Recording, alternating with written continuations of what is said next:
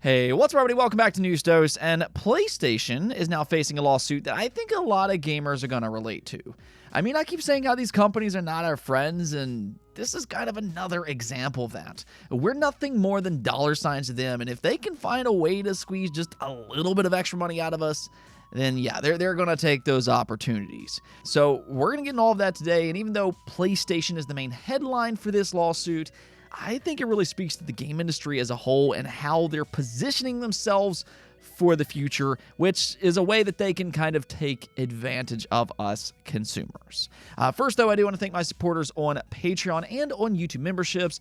Thank you just so much for what you do. You all are absolutely awesome, and you will receive this video through early access. Let's just go and get right into things, though, starting off with Elden Ring and apparently a potential movie. Yeah, I wasn't expecting that, but this comes from George R.R. Martin.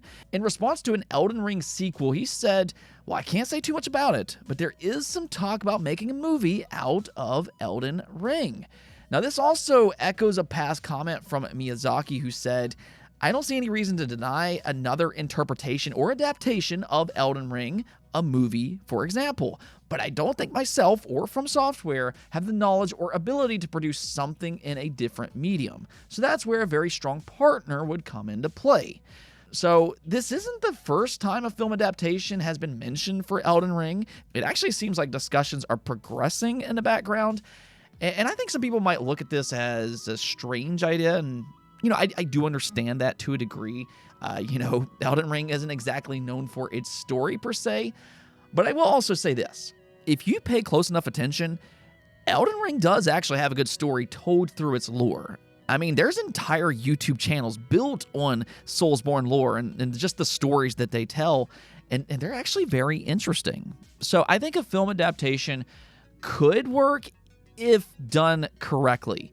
But Miyazaki definitely made a good point. They would have to have a strong partner because I don't think this is necessarily an easy game to translate for films. This isn't a Game of Thrones situation where they have books to follow. Elden Ring is much more subtle in its approach and how it tells its story, and some of it really just kind of comes down to interpretation.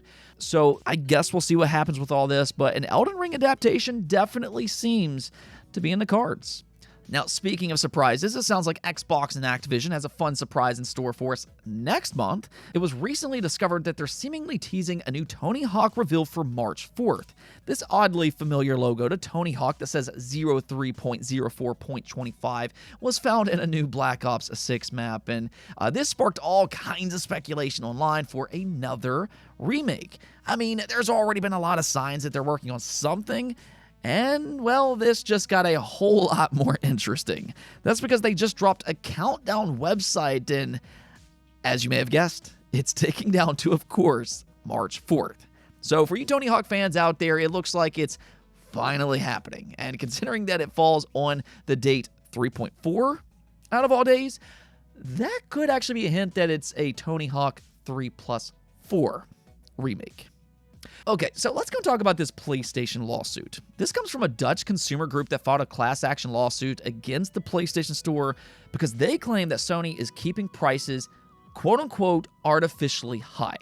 We can actually read their statement here, which says, the gaming industry is now bigger than the film, TV, and music industries combined. Sony, as the manufacturer of the world's best-selling console, which is actually wrong, it's the Switch, but nonetheless, is one of the most powerful, if not the most powerful players in this market. And with such power comes responsibility. Okay, Spider-Man, but in the EU, it is illegal for large companies to abuse their position to make more profit at the expense of consumers. Yet Sony does not fully comply with these rules. When you buy a digital game or in-game content, Sony ensures that this can only be done via its own PlayStation Store. Sony keeps the market for itself in this way and can keep the prices artificially high.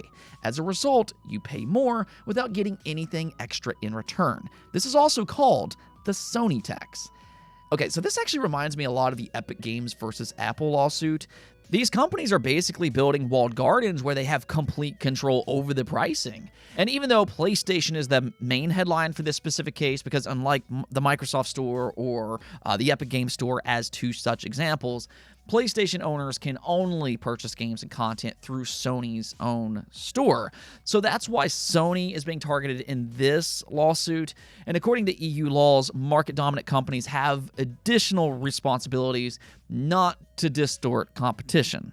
Even still, though, I think that this also raises the issue in just how digital games are positioned, because despite digital games being cheaper to distribute, there was a research that found 47% of digital games are actually more expensive than their physical counterpart. I mean, there's a major push for digital games across the board, and that's not necessarily because it's more convenient and consumer-friendly. These companies are not our friends, and we should always remember that. At the end of the day, the game industry has pushed heavily towards digital games because it benefits them first and foremost. By doing it this way, they have exclusive control over the price, most importantly, without competition to drive their asking price down. And I'll just use Horizon Zero Dawn Remastered as a recent example. Sony is trying to charge $50 for that game, both physically and digitally.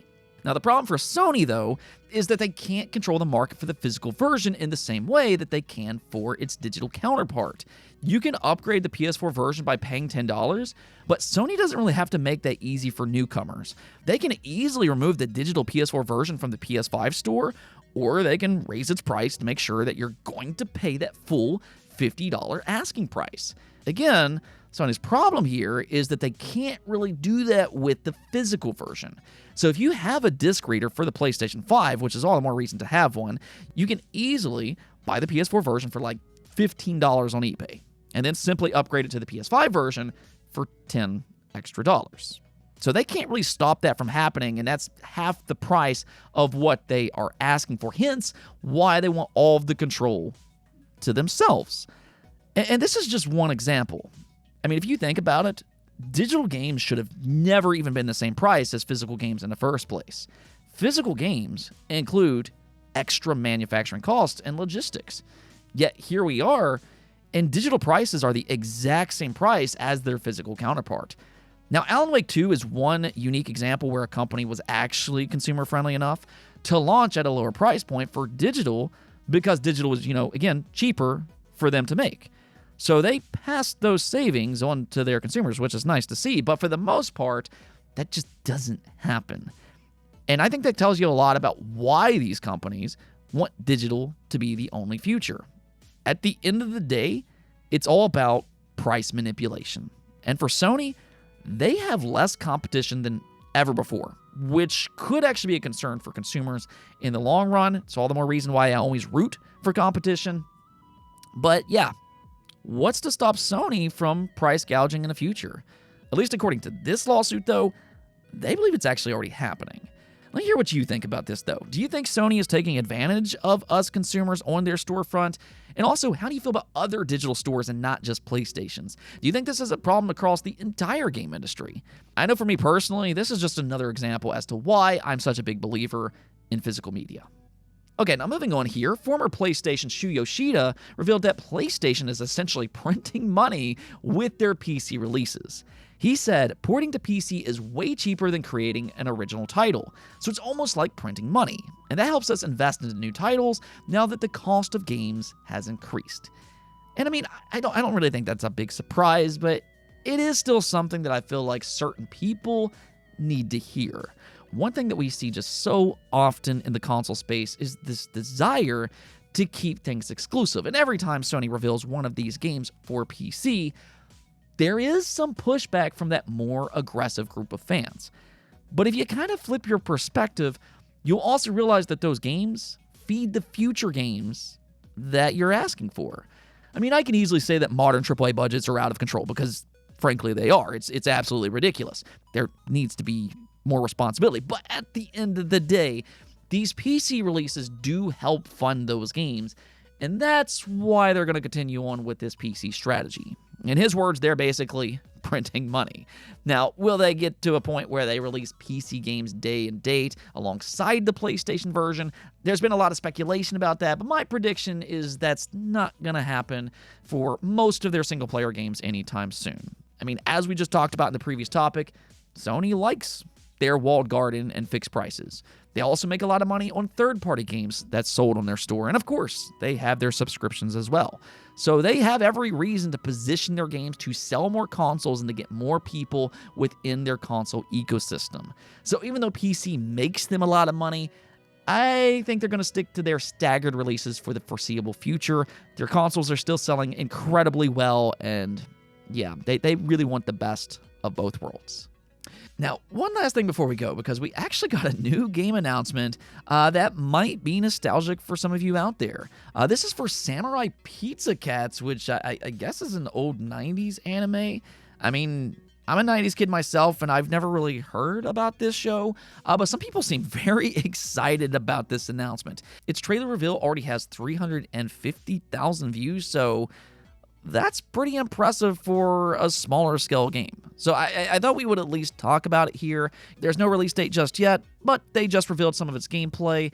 It's an action platformer, and I mean, if you like the old cartoon, if you want a little bit of nostalgia, it's already up on Steam, where you can wishlist it as we speak. Anyways, though, that's going to be it for this episode, but until next time, make sure to subscribe, ring that bell, and peace out.